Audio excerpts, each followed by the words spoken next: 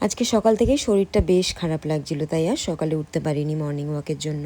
মাথাটা এত ভার হয়েছিল যে মাথা আমি সকাল থেকে তুলতেই পারছিলাম না। আসলে সারা দিন এত স্ক্রিন টাইম হয়ে যায়, তাই আজকে ঘুম থেকে অনেকটাই লেট করে উঠেছি।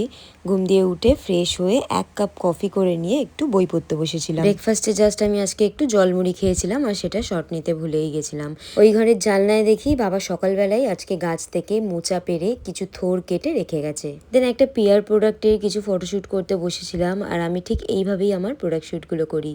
তোমরা অনেকেই জানতে চাও যে আমি পিয়ারগুলো কিভাবে পাই। এই টপিকটার উপরে আমি নেক্সট উইকের মধ্যে একটা নতুন ভিডিও আনতে চলেছি, সেইটা তোমাদের খুবই হেল্পফুল হবে। আর তার জন্য আমার প্রোফাইলে তোমাদের চোখ রাখতে হবে। এবারে স্নান করে আমি লাঞ্চ করছি, তখন বাজে প্রায় 4টে।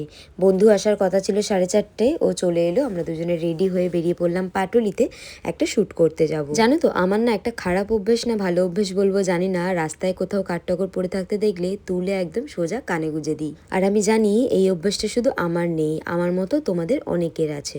আজকের শ্যুটটা আমি ব্রিজের ওপরেই করেছিলাম, খুব তাড়াতাড়ি ভিডিওটা আসতে চলেছে। শ্যুট কমপ্লিট করে বেরিয়ে আমরা চলে আসি সোজা পাটুলি নার্সারিতে। আর যাওয়া মাত্রই প্রতিটা দোকানেই প্রায় পদ্ম ফুলের গাছ দেখতে পেলাম।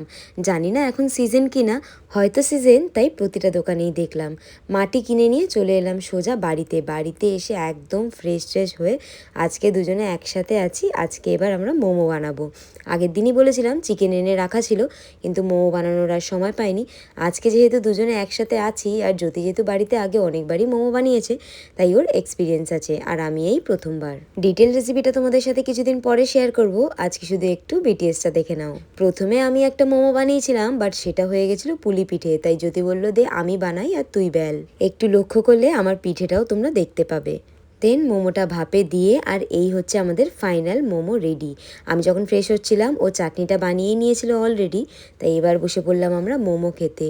উফ, কি টেস্টি নিজেদের হাতে বানানো মোমো। ভাবছি পাটুলিতে একটা দোকান দিয়েই দেবো, কি বলো তোমরা? খাওয়া দাওয়া কমপ্লিট করে জ্যোতিকে র্যাপিডোতে তুলে দিয়ে আমি চলে গেছিলাম পাড়ার মুদিখানা দোকানে মায়ের অর্ডার মতো কিছু জিনিস নিয়ে আসতে। বাইরে থেকে এসে এত গরম লাগছিল যে ঘরে এসে আরেকবার স্নান করে নিলাম। আর আজকে সত্যি কথা বলতে প্রচণ্ড গরম পড়েছে, তাই আজকে আমার আর স্কিন কেয়ার করতেও ইচ্ছা করছে না। বাট কি করা যাবে, আগে হেয়ার কেয়ারটা করে নিই চলো। আমার রোজমেরি হেয়ার স্প্রেটা তো শেষ হয়ে গেছে, আর তার কিছুদিন পরেই আমি এই রোজমেরি হেয়ার সিরামটা পেয়েছি। তো ভাবলাম বেশ ভালোই, তো এটা এখন 1 মাস ইউজ করা দেখা যাক। আমি রেজাল্ট পেলে তোমাদের সাথে অবশ্যই শেয়ার করব। সারা মাথায় একদম ভালো করে হেয়ার সিরামটা লাগিয়ে নিয়ে অ্যান্ড দেন তারপরে একটু খালি হাতে ম্যাসাজ করে নেব।